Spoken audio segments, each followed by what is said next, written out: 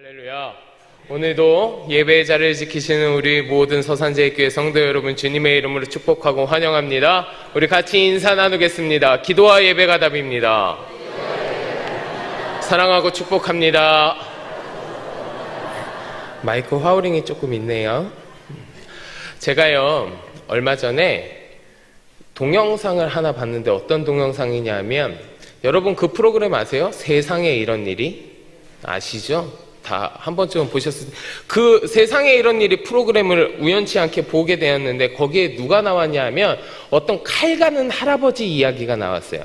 칼 가는 할아버지 이야기가 나왔는데, 이 할아버지가 그 칼을 길거리에서 노점을 펴놓고 칼을 가시는 분인데, 길거리에서 노점을 펴놓고 칼을 갈면서 자기 스스로 틈틈이 뭘 하셨냐 하면 영어 공부를 하신 거예요. 영어 공부 틈틈이 하셨는데, 그 틈틈이 하는 영어 공부에 세월이 쌓이고 쌓이니까 이 할아버지가 어느덧 영어를 굉장히 잘하는 마스터하게 된 거예요. 그래서 막 그냥 영자 신문 막 이렇게 보고 외국인하고 스스럼 없이 대화하고요. 심지어 미국 대통령의 오바마 대통령의 연설문을 막 줄줄 외워서 막 이야기하는 거예요.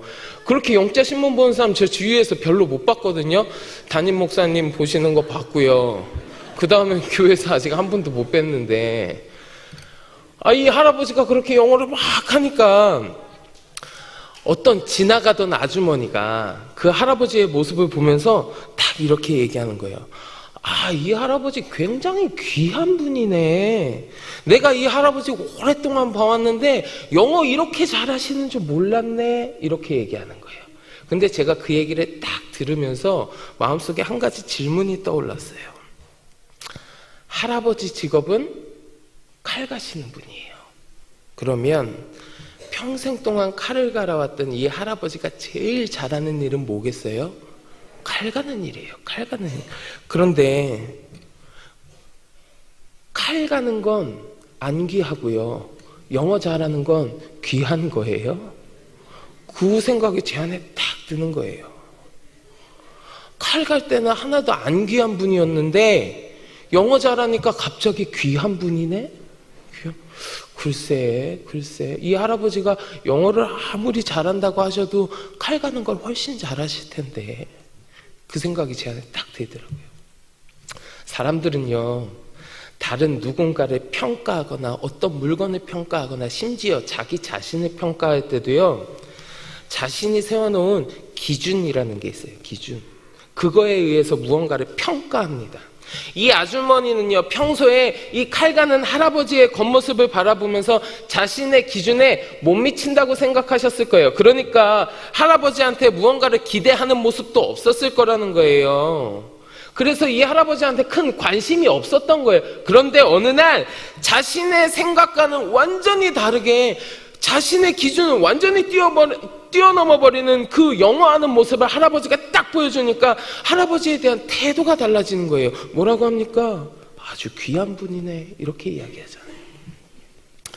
언뜻 생각하면 남들한테 자신의 기준을 들이대는 부정적인 모습으로 비춰질 수도 있습니다. 하지만 엄밀히 따져보면요, 이러한 모습이 오늘날 이 시대를 살아가는 사람들의 보통의 모습이에요. 우리들의 보통의 모습이 다 그렇다는 거예요. 우리는요, 알면서도 아니면 모르면서도 알게 모르게 남들이나 어떤 물건이나 아니면 심지어 자기 자신에게도 무엇인가 자신만의 기준이라는 것을 들이대면서 살아요. 그리고 그 자신의 기준에 맞추면서 평가하면서 사는 거예요. 제 이야기 하나 해드릴게요. 제가 서산제일교회에 와서 버릇이 하나 생겼습니다. 뭐냐 하면요, 우리 교회는요, 설교할 때요, 화우링 조금만 잡아주세요. 설교할 때 저 카메라로요, 생각보다 타이트하게 모습을 잡아요.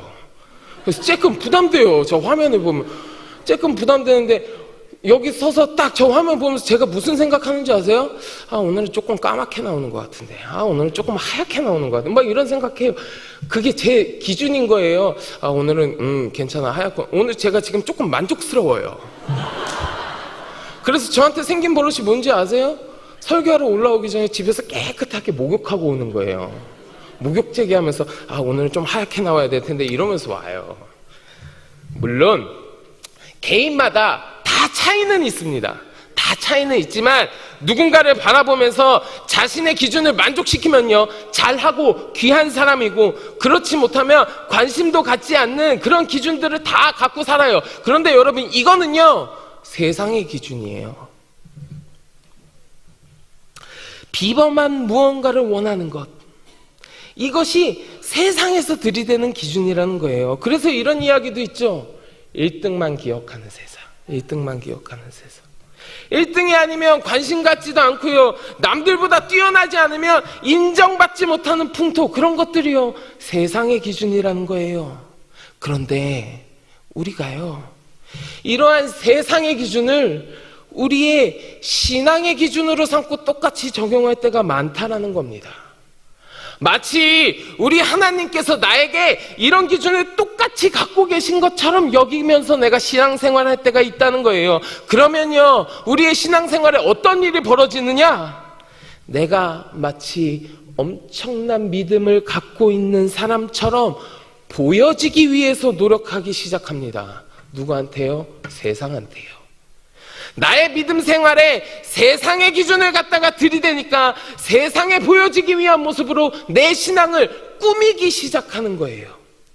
우리 하나님이 어떤 기준을 갖고 나를 바라보시는지는 관심이 없고요, 그저 내 신앙 생활의 기준을요, 세상의 기준을 갖다가 들이대면서 내가 믿음 좋은 사람이라는 걸 보여줘야 하고, 내가 열심 있는 사람이라는 걸 보여주기 위해서 내 신앙을 꾸미기 시작하는 거예요.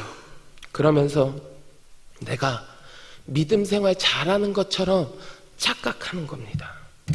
여러분, 이거 진짜 주의해야 될 일이에요. 왜냐하면 내가 내 신앙을 세상에 맞춰서 꾸민다는 건 하나님이 아닌 사람의 시선을 의식하면서 살아간다는 이야기이기 때문에 그래요. 그래서 우리 예수님도요, 이런 사람들을 향해서 아주 강하게 비판하셨습니다. 우리 마태복음 23장 27절부터 28절의 말씀 함께 봉독하겠습니다. 마태복음 23장 27절과 28절 함께 봉독합니다. 화 있을진저 겉으로는 아름답게 보이나 그 안에는 죽은 사람의 뼈와 모든 더러운 것이 가득하도다. 이와 같이 너희도 겉으로는 사람에게 옳게 보이되 안으로는 외식과 불법이 가득하도다. 아멘. 자, 이때 당시에 바리새인들, 서기관들, 이 사람들요, 율법에 남다른 열정과 열심을 가지고 연구하던 사람들이었어요. 백성들에게 최고의 존경과 권위를 인정받고 칭송받는 사람들이었단 말이에요. 사람들한테 율법을 해석해주는 사람들이었어요. 그러니 예수님도 이야기하시잖아요. 겉으로는 사람에게 옳게 보이되, 겉으로는 옳게 보이되, 하지만 겉으로 옳게 보이는 건 사람들 눈에나 그런 거라는 거예요.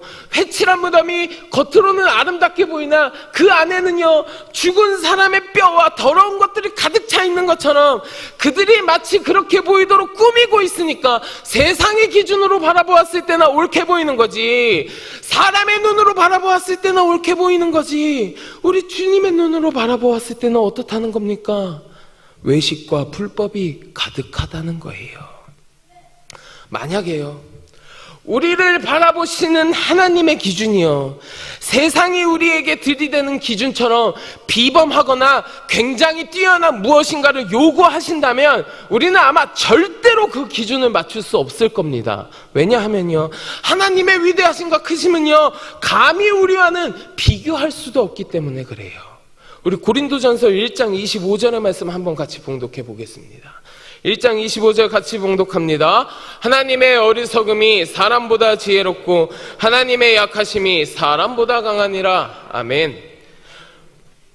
어리석음이 사람보다 지혜롭고 약하심이 사람보다 강하니라. 이거요, 그냥 하나님이 참 크신 분이구나, 참 위대하신 분이구나, 그냥 이 정도 이야기하는 거 아닙니다. 아예 비교 자체가 안 돼요. 비교 자체가, 우리하고 하나님의 크고 작음의 차이는 비교할 수 있는 대상 자체가 아니에요. 그런 하나님이요, 그런 하나님이 우리에게 너희도 비범한 무엇인가를 보여줘봐라 이렇게 하시면서 하나님 생각에 비범한 것을 우리에게 기준으로 삼으시고 적용하시면 그 누가 그것을 충족시킬 수 있겠냔 말이에요. 아무도 못할 거라는 거죠. 결국에 우리에게는요, 하나님의 기준을 충족시키지 못했다는 실패와 절망밖에 안 남을 거예요. 아까 말씀드린 아주머니가 평소에 칼갈이 할아버지한테 아무런 관심도 없었던 것처럼 하나님도 우리에게 아무런 관심도 보이지 않으실 수도 있어요. 그러나 오늘날 우리에게, 지금 우리에게요, 그러한 실패와 절망만이 남아있는 건 아니거든요. 왜냐하면 우리를 바라보시는 하나님의 기준이, 우리를 향한 하나님의 잣대가 세상의 기준과는 다르기 때문에 그래요. 우리 오늘 본문 말씀 17절부터 19절 함께 봉독해 보겠습니다. 17절부터 19절 함께 봉독합니다. 오직 주께서 각 사람에게 나눠주신 대로 하나님이 각 사람을 부르신 그대로 행하라.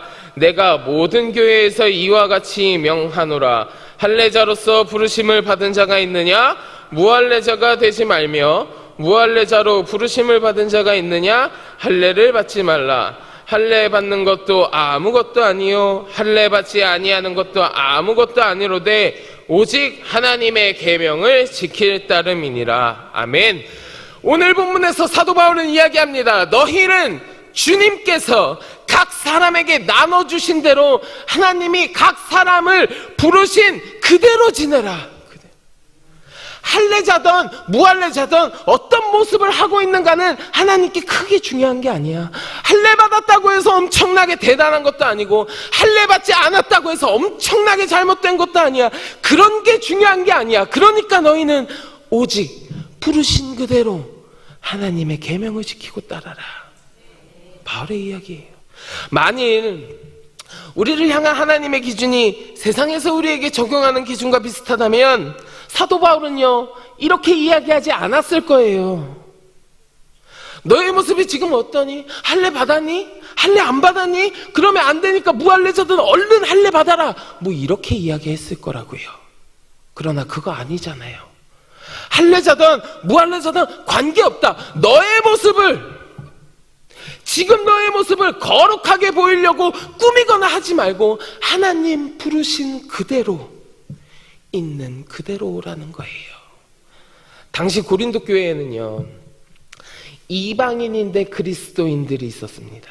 그리고요, 유대인 그리스도인들이 있었습니다. 자, 할례를 중요시하는 유대교의 영향 때문에요, 이 이방인 그리스도인 중에는요, 할례를 행하는 사람도 있었습니다. 거꾸로 유대인 그리스도인 중에 그 고린도 그 지역의 생활 방식에 적응해서요, 할례의 흔적을 감추거나 없애려고 하는 사람들도 있었다고 해요. 이러한 자들한테 바울이 지금 이야기하는 거예요. 너희의 그러한 행동은 단지 자기 생활에 이기적인 유익을 추구하는 세상의 기준이지 하나님의 기준이 아니야. 할례를 받았든지 아니면 받지 않았든지 그건 아무런 문제가 되지 않으니까 외형적 형식이나 거칠에 얽매이지 말고 너의 모습 그대로, 부르신 그대로 하나님의 계명을 지키라는 거예요. 자, 이쯤 되면요, 이제 궁금해지기 시작하는 거예요. 그렇다면 하나님이 나를 바라보시는 기준은 세상과는 어떻게 다른가? 하나님은 나에게 어떤 기준을 갖고 계시는가? 우리 오늘 본문 말씀 20절 함께 봉독합니다. 20절입니다. 각 사람은 부르심을 받은 그 부르심 그대로 지내라. 아멘. 각 사람은 부르심을 받은 그대로, 하나님이 부르시는 너의 모습, 지금 그 모습 그대로, 나 자체가 하나님의 기준이라는 거예요. 하나님한테는 세상의 그 어떤 금은보화보다 내가 제일 소중한 거예요. 그러니까 너를 어떻게 만들려고 꾸미고 하지 말고 포장하지 말고 그냥 지금 있는 그대로, 부르신 그대로 나오라는 거예요. 그대로. 사랑하는 성도 여러분, 우리가 바로 하나님의 기준입니다. 내가 바로 하나님의 기준이라고요. 하나님은요, 나 자체를 원하시는 거예요. 나를 그 어떤 것보다 소중하고 귀하게 여겨주시는 거예요. 그래서 하나님 만족시켜드린다고 나를 꾸미고 막 이런 과정에 매달리지 말고 지금 모습 그대로, 부르신 그대로 하나님께 나오라고 이야기하시는 거예요. 거룩한 모습이요, 좋지요. 열심히 신앙생활하는 거 좋지요. 그러나 진짜 중요한 게 뭐냐? 너 자신이라는 거예요. 너 자신이 제일 중요하니까 거룩해 보이도록 열심히 하는 것처럼 꾸미지 말고 너 자신 그대로 오라, 이 얘기하시는 겁니다. 그러면요, 하나님이 나를 그렇게 귀하게 여겨주시는, 세상의 그 어떤 금은보화보다 나를 그렇게 귀하고 소중하게 생각하신다는 하나님, 얼마나 나를 귀하게 생각하시는지 우리 말씀을 통해서 한번 확인해 보고자 합니다. 열왕기상 3장에 보면요, 열왕기상 3장에 보면 솔로몬이요, 기브온에서 하나님께 1000번제를 드립니다. 1000번제를 드린 후에 밤에요, 하나님이 솔로몬의 꿈에 나타나셔서 말씀하시는데 뭐라고 하시냐면, 내가 너에게 무엇을 줄고 너는 구하라, 이렇게 말씀하셨어요. 아니, 솔로몬이 얼마나 좋았겠어요. 여러분 한번 상상해 보세요. 여러분 꿈에요, 하나님이 오셔가지고 무엇을 줄까 구하라 이렇게 말씀하시면 여러분 신나지 않으시겠어요? 그래요 하나님, 내가 뭘 달라 그러지? 고민하지 않으시겠어요? 솔로몬도 그랬을 거라고요. 만약에 하나님이요, 오늘 밤 제 꿈에 나타나셔서 정수야, 내가 너한테 뭘 줄까 구하라 그러시면요, 제가 한번 상상해 봤는데 이게 감당이 안 되는 거예요. 그래서 제가 오늘 아침에 어떤 청년한테 물어봤어요. 야, 하나님이 너한테 구하라 그러면 너 뭘 구할 거냐? 그랬더니 쉬지 않고, 저는 마르지 않는, 그래서 마르지 않는 샘 같은 이런 걸 기대했는데, 아니, 저는 마르지 않는 지갑을 달라 그럴 거예요. 그렇구나. 그래. 근데 저도 고민해보고 또 고민해보고, 하나님이 하나만 나한테 주신다 그러면 뭐라고 대답할까 막 고민하다가 제가 내린 결론이 뭔지 아세요? 저의 대답은, 하나님 하나만 주실 거예요. 2개는 안 돼요. 이게 제 대답이에요. 아니면 하나님 도깨비 방망이 주셨으면 좋겠는데. 그만큼 우리 안에 바라고 원하는 것들이 얼마나 많다라는 얘기예요. 근데 어찌되었든 하나님이 말만 하면 지금 주시겠다는 거 아니에요? 얼마나 좋겠어요. 재물이나 명예나 권력이나 무엇이든지 말만 하면 하나님께서 채워주신다는데 무엇을 말할지 얼마나 고민했겠어요.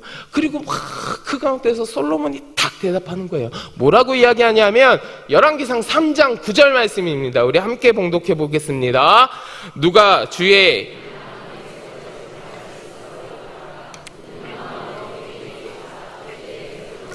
선악을 분별하게 하옵소서. 아멘. 솔로몬은요, 하나님께 건강도 재물도 명예도 권력도 다 아니고 하나님 듣는 마음을 주셔서요, 하나님의 백성을 잘 재판하여 선악을 분별하게 하옵소서라고 대답한 거예요. 하나님, 하나님의 백성들을 위한 지혜를 나에게 주옵소서, 이렇게 구한 거예요.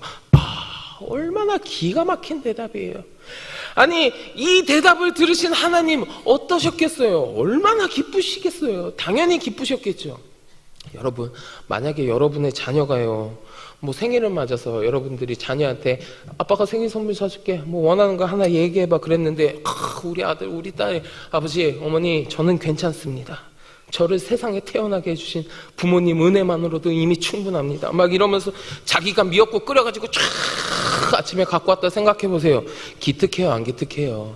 아이고 우리 아들 우리 딸 다 컸구나, 훌륭하구나 하면서 하나 선물 사주고 2개 사주고 그랬잖아요. 그게 마음이잖아요. 얘들아 잘 들어, 니네 생일 때 그렇게 하는 거야, 알았어? 미역국 끓여서 감사합니다 하면 하나 받을 거 2개 받는다고.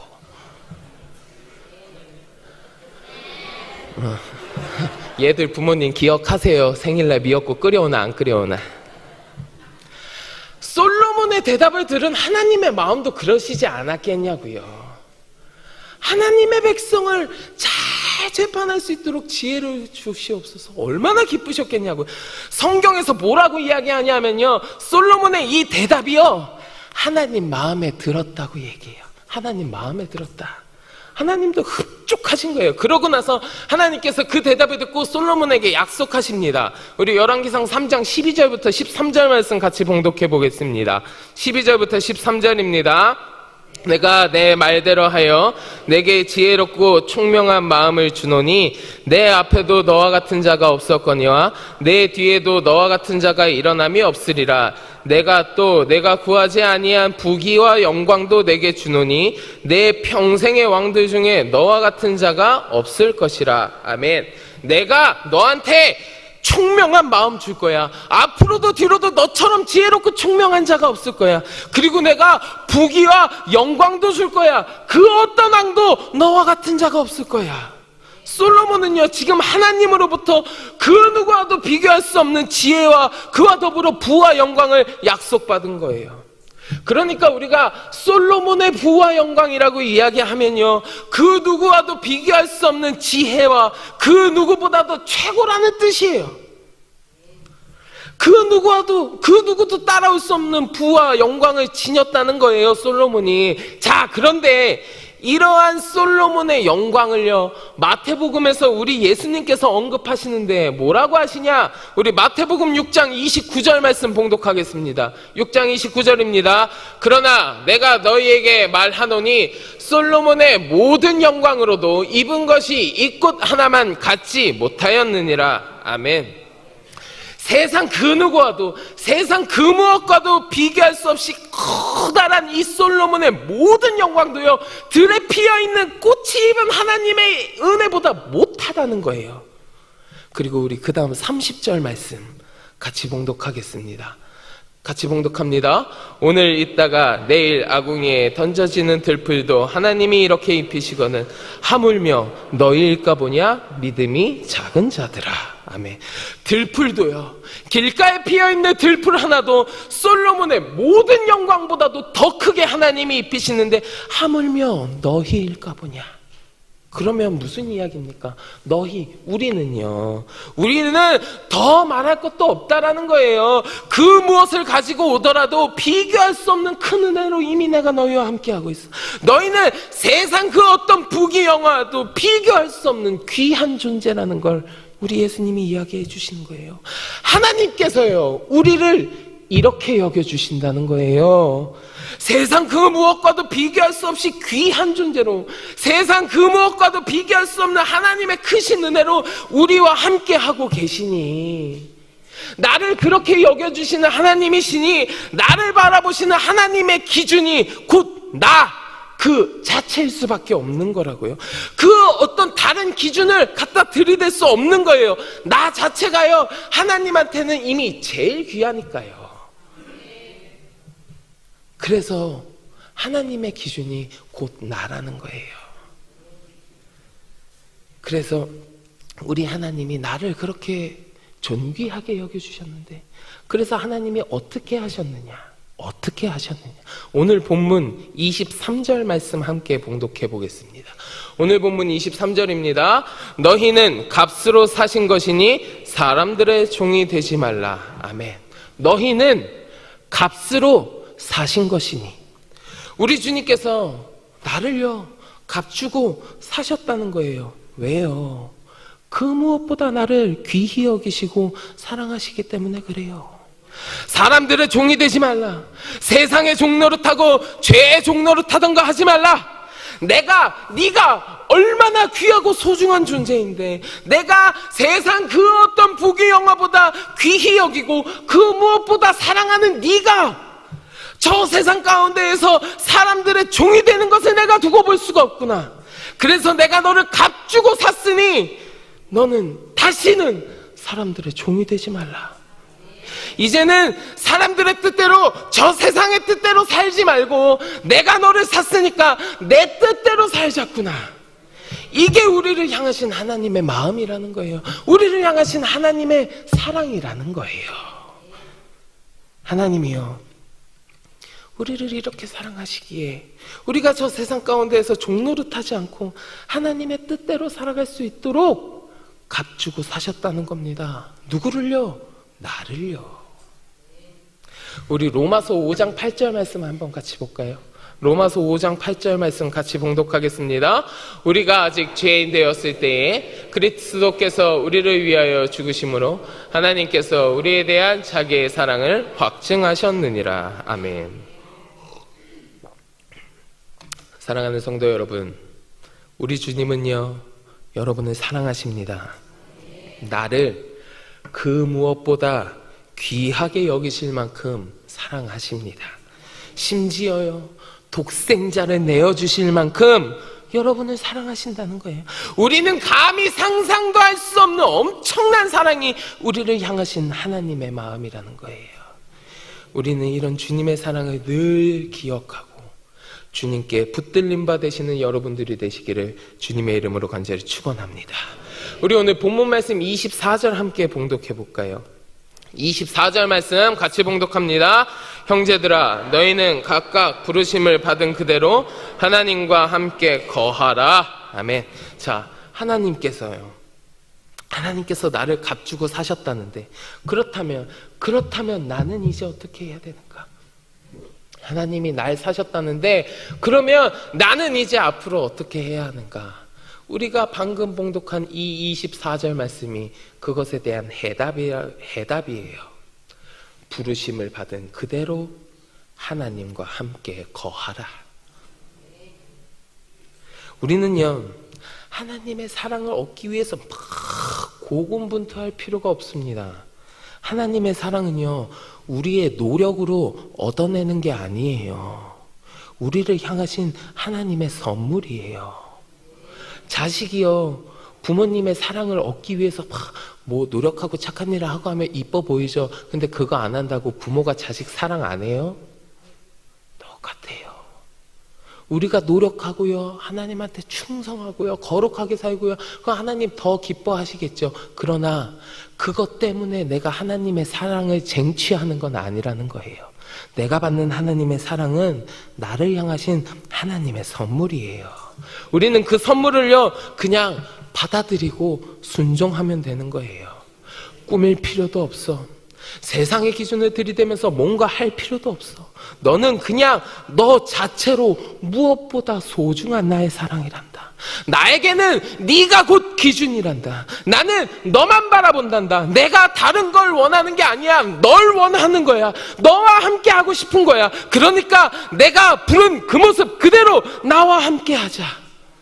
이것이 지금도 우리를 향하신 하나님의 마음이고요. 우리가 할 일은 이 말씀에 순종하는 거예요. 사랑하는 서산제일교회 성도 여러분, 우리를 그 무엇보다 귀하고 소중하게 여기며 사랑해 주시는 우리 하나님의 부르심에 이제 응답하시지 않으시겠습니까? 나와 함께 하자고 말씀하시는 하나님의 말씀대로 살아야 하지 않겠습니까? 오늘 말씀에서 사도 바울이 이야기한 것처럼 늘 우리 하나님과 함께 거하시는 여러분들이 되시기를 주님의 이름으로 간절히 축원합니다. 그런데 이런 이야기 하시는 분들이 있어요. 목사님, 하나님과 함께 한다는 것이 무엇입니까? 무던히 애를 써봤지만 하나님과 동행한다는 것이 어떤 것인지, 하나님과 함께 거한다는 게 어떤 것인지 아직 잘 모르겠습니다. 그런 얘기하시는 분들 많이 있습니다. 이 자리에도 분명히 계실 거예요. 저 분당의 선한목자교회를 담임하고 계시는 유기성 목사님, 여러분 한 번쯤은 들어보셨을 텐데, 그 목사님께서 이런 글을 쓰신 적이 있습니다. 자기가 예수님과 동행하면서 늘 24시간 내내 예수님만 바라본다고 이야기하는데, 다른 목사님이요, 자신한테 와서 자기는 그게 너무 힘들다고 솔직하게 고백하시더라는 거예요. 나는 24시간 하나님만 바라보는 게 너무 힘듭니다. 주님만 바라보신다는 목사님이 너무 부럽기도 하고요, 정말일까 하고 의심도 들어요. 이렇게 이야기했다라는 거예요. 그런데요, 이 유기성 목사님이 사람들이 자신을 늘 하나님과 동행하는 대단한 사람으로 여겨주기도 하는데 자기도 그렇지 않다라는 거예요. 영적인 좌절감으로 아주 심각한 어려움도 겪었고, 주님과 친밀히 동행하고 싶은 삶을 살고 싶은 갈망은 있으나 실제의 삶은 육신의 욕망과 죄의 유혹에 무너져서요, 수렁에 빠진 것 같이 살았었고, 그러니 스스로 자기가 위선자라고 수도 없이 생각하셨다는 거예요. 그러나 그런 자신이요, 예수님과 늘 동행하자고, 우리 주님만 바라보며 살자고, 주님과 함께하는 삶을 살자고 이야기할 수 있는 건 자신의 노력 때문이 아니라 예수님을 믿는 눈이 열렸기 때문이라는 거예요. 그런데 이게 대단하거나요, 엄청난 일이 아니고 지극히 자연스러운 일이라는 거죠. 어린아이가 엄마가 자기를 사랑할 것이라고 믿는 것이 뭐가 그리 대단한 일이라는 거예요. 어린아이가 내일 아침이면 우리 엄마가 밥을 차려줄 거라고 그냥 생각하면서 밤에 아무 걱정 없이 그냥 잠자리에 드는 게 뭐가 그리 대단한 일이겠냐는 거예요. 자연스러운 일이지. 우리가요, 예수님을 믿는 것도 이와 같아야 된다는 거예요. 이와 같이 지극히 자연스러운 일이라는 거예요. 성경에요, 우리의 옛사람이 이미 예수님과 함께 죽었으며 부활하신 예수님이요, 우리의 생명이 되셨다고 말씀하셨으니까 그걸 그대로 그냥 믿는 거예요. 주님은 포도나무요, 우리는 가지니 우리가 주님 안에 거하고 주님은 우리 안에 거하신다고 말씀하셨으니까 그냥 그것을 그대로 믿는 것뿐이라는 거예요. 이렇게 믿는다는 건요, 탁월한 무언가의 결과가 아니라는 거예요. 엄청난 노력의 결과가 아니라 그냥 100% 하나님의 은혜라는 겁니다. 우리에게 필요한 건 어린아이처럼 우리에게 은혜를 베풀어 주시고 말씀하시는 이 하나님의 말씀을요, 믿고 누리라는 거예요. 우리가 이렇게 하나님의 말씀을 믿고 우리 예수 그리스도를 믿을 때에 하나님께서는요, 우리를 의롭게 하셨고 하나님과 화평하게 하셨고 영화롭게 하셨고 그리스도와 함께 하늘에 앉히신다고 말씀하셨잖아요. 형제들아, 너희는 각각 부르심을 받은 그대로 하나님과 함께 거하라. 우리에게 주신 하나님의 말씀, 우리를 위하여 십자가를 지신 예수 그리스도를 믿는 믿음을 통하여 내가 어린아이처럼 그 하나님의 말씀을 그냥 자연스럽게 믿음을 통하여 우리는 오늘 말씀에 나오는 것처럼 하나님과 함께 거하는 삶을 살아갈 수 있는 거예요. 이 어린아이와 같은 믿음, 하나님의 말씀하신 것을 그대로 믿는, 어찌 보면 자연스러운 이 믿음이 여러분들 안에 있으시기를 주님의 이름으로 축원합니다. 사랑하는 서산제일교회 성도 여러분, 우리 하나님께는요, 내가 곧 기준입니다. 우리 하나님은 나에게 엄청난 세상의 잣대를 요구하시는 게 아닙니다. 나의 사랑하는 아들아, 나의 사랑하는 딸아, 너는 이미 나에게 충분히 귀하단다. 세상 그 어떤 것보다 내가 너를 존귀하게 여긴단다. 그러니 내가 부른 모습 그대로, 그냥 그 모습 그대로 나에게 와서 나와 함께 하자꾸나 말씀하시는 거예요. 이 하나님의 말씀에 순종하시어 우리 주님과 늘 함께 하시면서 우리 하나님을 기쁘시게 해드리는 여러분들이 되시기를 주님의 이름으로 간절히 축원합니다. 아멘. 기도하겠습니다. 하나님, 나를 세상 그 무엇보다 존귀하게 여기시고 나 자체를 하나님의 기준으로 삼아주신 주님의 은혜에 감사드립니다. 하나님, 주님 말씀을 어린아이처럼 그대로 믿게 하시고 그로 말미암아 주님 말씀하신 것처럼 늘 하나님과 함께 거하는 우리들의 삶이 되게 하여 주시옵소서. 감사드리며 예수 그리스도의 이름으로 간절히 기도드리옵나이다. 아멘.